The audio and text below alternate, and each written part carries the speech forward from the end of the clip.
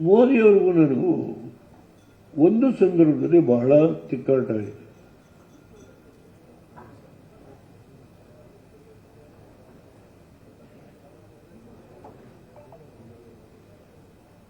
ಅದು ಗೋಧ್ರಾ ಸಂಬಂಧ. ಸತ್ಯ ಹೇಳಬೇಕಲ್ಲ, ಅವರು ಬಹಳ ಬುದ್ಧಿವಂತರು. ಹೇಗೆ ಮಿತ್ರರನ್ನು ನಾವು ಮಾಡ್ಕೋಬೇಕು ಅನ್ನೋದು ಅವರಿಗೆ ಗೊತ್ತಿದೆ.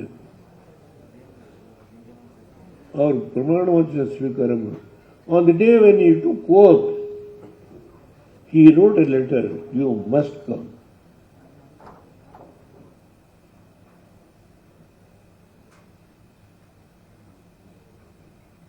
I attended. ಅದಲ್ಲಿ ನಿಲ್ಲಿಲ್ಲ, ನೀನು ಇಲ್ಲೇ ಇರಬೇಕು.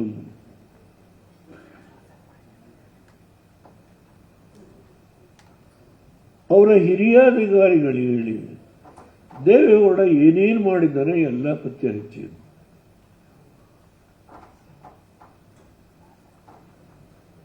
ನಾನು ತೆಗೆದುಕೊಂಡಂಥ ತೀರ್ಮಾನಗಳನ್ನೆಲ್ಲ ಶೋಧಿಸಿದ್ದಾರೆ.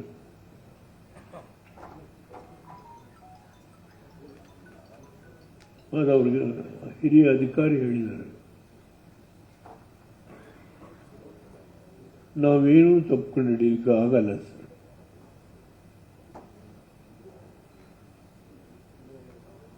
ಆಗ ಕರೆಸಿದ್ರು. ಯಾಕೆ ಬಂದೆ ಇಲ್ಲಿಗೆ? ಮುಖ್ಯಮಂತ್ರಿಯಾಗಿ ಒಳ್ಳೆ ಕೆಲಸ ಮಾಡ್ತಾ ಇದ್ದೆ, ಇಲ್ಲಿಗೆ ಯಾಕೆ ಬಂದೆ? ನಿನಗೆ ಬುದ್ಧಿ ಇಲ್ಲ? ಚಂದ್ರಶೇಖರನ್ನು ತೆಗೆದ್ರು. ನಿನ್ನ ಅಚ್ಚುಮೆಚ್ಚಿನ ನಾಯಕ ಚಂದ್ರಶೇಖರ್, ನಿನಗೆ ಬುದ್ಧಿ ಇಲ್ಲ? ಯಾಕೆ ಬಂದಿಲ್ಲ?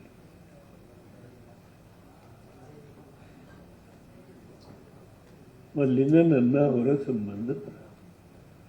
ನಾನೊಂದು ಮಾತು ಹೇಳಿದೆ, ಸರ್ ತಪ್ಪು ಮಾಡಿದ್ದೀನಿ, ಇಲ್ಲಿ ಹಣೆಯಲ್ಲಿ ಬರೆದಿತ್ತು, ಬಂದೆ 10 ತಿಂಗಳು ಒಳ್ಳೆ ಕೆಲಸ ಮಾಡಿದ್ದೀನಿ, ಮುಗೀತು ನನ್ನ ರಾಷ್ಟ್ರ, ನಾನೇನು ಯಾವುದಕ್ಕೆ ಆಸೆ ಮಾಡಿದೆ.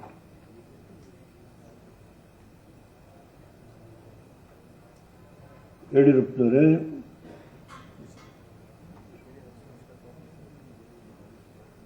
ಎರಡು 1919 ಕಳೆದ ಚುನಾವಣೆ, ಈಗ 10 ವರ್ಷದ ಹಿಂದಿಂದು, ಈಗ 19 ಮೇ ಸದಾನಂದ ಕೂತಿದ್ದಾರೆ. ಮಾರ್ಚ್ 13 ನಾನು ಮತ್ತೆ ಚುನಾವಣೆಗೆ ನಿಲ್ಲದಿಲ್ಲ, ಇದೇ ಕೊನೆ. ಪ್ರಮೋದ್ ಮಹಾಜನ್ ಸ್ಪೀಕರ್, ಯಡಿಯೂರಪ್ಪನವರು ಹೊತ್ತಲ್ಲಿದ್ದಾರೆ.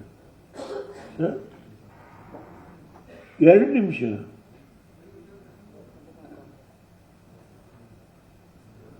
ಸರಿತಾನೆ? ಅದು ಯಾವಾಗ ಕಾಯ್ಕೊಂಡು ಕೂತಿರಬೇಕು.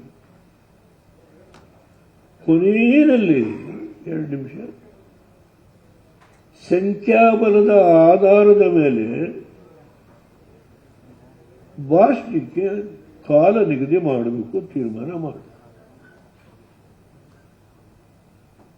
ಯಾಕೆ?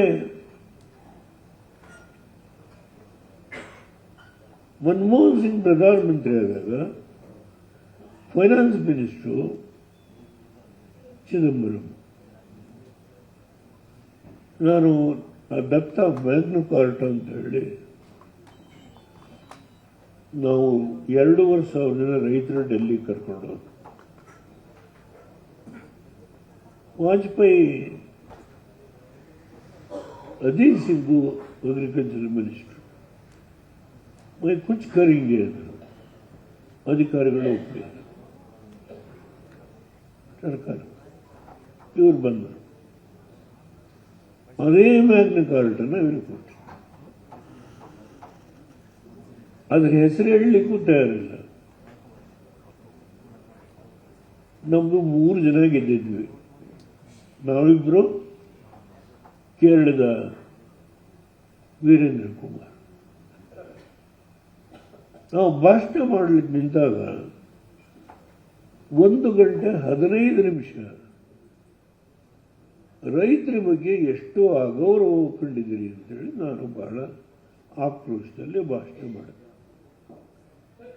ಚಿದಂಬರಂ ವೀರೇಂದ್ರ ಕುಮಾರ್ ಕರೆಸಿ, ಏನಾಯಿತು ದೇವೇಗೌಡರಿಗೆ ಇಷ್ಟೊಂದು ಕಠಿಣವಾದ ಭಾಷೆ, ಸರ್ಕಾರ ಟೀಕೆ. ನನಗೆ ಗೊತ್ತಾಯಿತು ಇವರು ಸೋನಿಯಾ ಗಾಂಧಿ ಚಾಡಿ ಹೇಳ್ತಾರೆ. ನಾನು ಸೋನಿಯಾ ಗಾಂಧಿ ಮನೆಗೆ ಹೋಗಿ ಫೋನ್ ಮಾಡಿದೆ. ಮೇಡಮ್, ಪ್ರೈಮ್ ಮಿನಿಸ್ಟ್ರು, ನಿಮ್ಮ ಫೈನಾನ್ಸ್ ಮಿನಿಸ್ಟ್ರು ಶರದ್ ಪವಾರ್ ಕರೆಸಿ, ನಾನು ಬರ್ತೀನಿ, ಕೂತು ಚರ್ಚೆ ಮಾಡಿ, ನಾನು ಮಾಡ್ತೀನಿ ಅಂದರು. ಅವ್ರು ಮಾಡಲಿಲ್ಲ.